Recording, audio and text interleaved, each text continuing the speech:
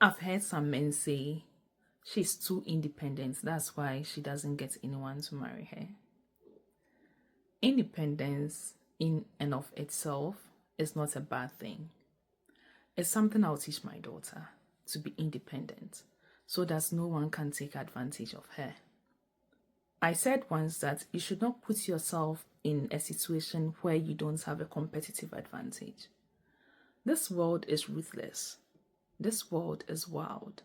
So if you don't have a competitive advantage, it will go against you, especially if you're a woman.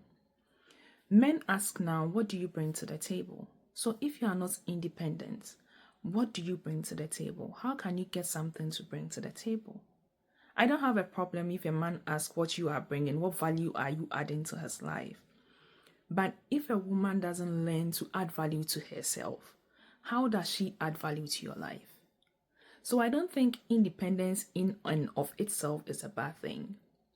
That is how they bring their independence to the table and learn to be interdependent with the man.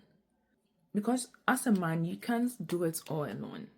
Even if the woman is not making physical cash, her intellect, her values are going to raise your child. So if you don't want a woman who can think, you don't want a woman who can make decisions, you don't want a woman who can stand on her own, what do you want for your kids?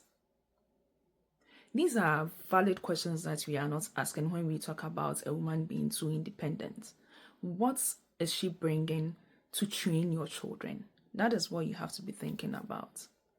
Because mostly, as we are Africans, mostly the woman takes care of the children. What level of intelligence is she bringing to train your children for you? So a woman being independent doesn't necessarily mean that's why she's not getting a husband. If a man doesn't want that kind of woman, that is his choice. Because we all have choices and we all want what we want. But for you to shame a woman that she's not getting a husband because she has chosen to have values, she has chosen to build herself, she has chosen to stand on her own, I don't think is in good taste. So these are some of the things that we should stop propagating.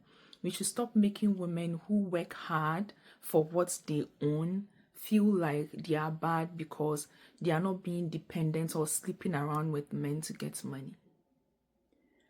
I will always advise my sisters that make sure you can stand on your own, make sure you have your own, make sure you can do most of the things by yourself before you get into a relationship, so that at least you also have something to give. Because the world is not fair to women who don't have anything.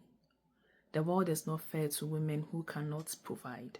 The world is not fair to women who cannot stand on their own.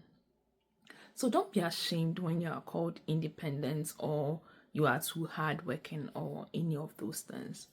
Because in the end, we are those who suffer the most. So we have to learn to stand on our own, whether there is a man or not.